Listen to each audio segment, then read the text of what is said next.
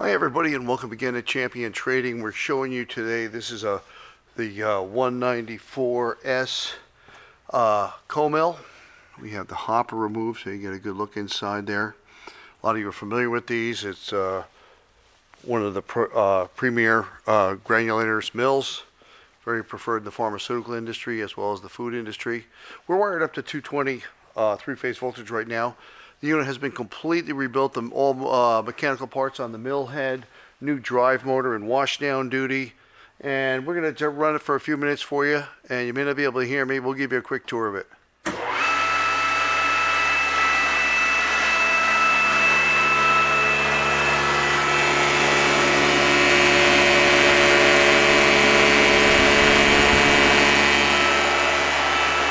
There's a safety system in this as well.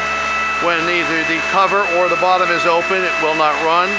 And we can offer this with a AC frequency controller package, and we're happy to talk to you about that.